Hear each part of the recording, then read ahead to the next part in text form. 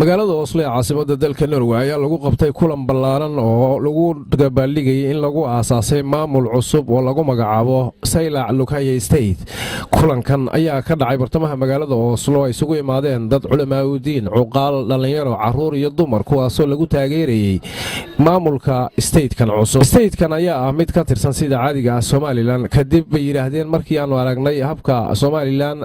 ay u dhaqmayso state-kiga ee dadka ku nool kuwaas oo aan ka helin bay yiraahdeen fasilaad badan oo nolosha ku saabsan ayaana waxaan go'aansanay inaanu magacaawno state cusub oo lagu magacaabo Saylac Lughaya State. Mar haddaba maamulkaasi go'aanka ku gaaray in state-kaas magac cusub ay u bixiyaan ayaan waxaan kala kulmay shakhsiga loo doortay inuu hogaamiyo ahna madaxweynaha state-ka Lughaya Saylac State mahad waxaana uu بسم الله الرحمن الرحيم اللهم صل على محمد والله حسن واد ما سنتهي فرصه tan inaan u helo on ka sheego halka kan TV-ga caalamiga ee Royal TV International inaan fursad ay noqoto interview-gii ugu horeeyay laga qaaday oo nigu mahad celinayo halka kadib aasaaska dawlad goboleedka kan cusub ee Saylac Lughaya State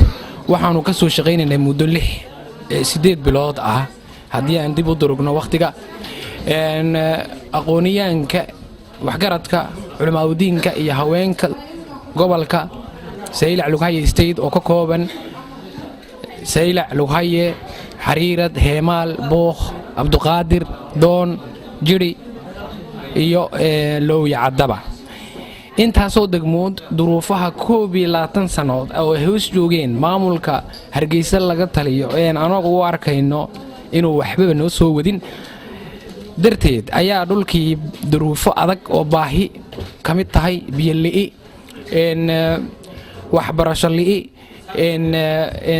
caafimaad darri meeshii xarumihii caafimaadka oo aansan jirin haweenku inay marka ay dhalayaan ay geeriyoodaan nasiib darro annagoo joogno qarnigii 12aad 2012 waan ka gilgilanay haddaanu nahnay shacabka ka soo jeeda Saylac Lughaya State of Somalia sidaa darteed waxaan walaalkay Xasanow bishii koobaad 7deedii annagu waxaan iskugu imanay haddaanu nahnay culimaawidiin waxgaradka iyo dhalinyarta iyo haweenka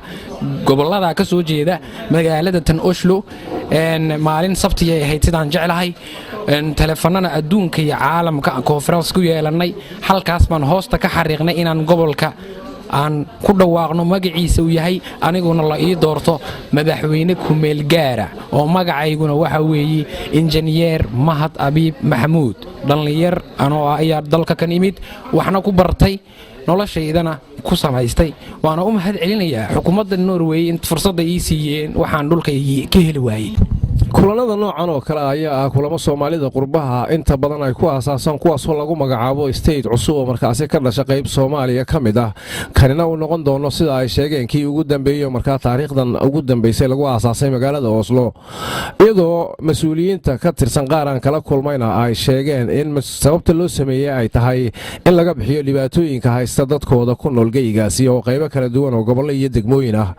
waxaana ay sheegeen inaysan marna ku qanacsanayn xukuumadda maamusha Somaliland oo markaa xaqeedii aan siin intii ay xukunka hayeen 22 sano ah. Xasan Saciid, Royal TV, Oslo, Norway.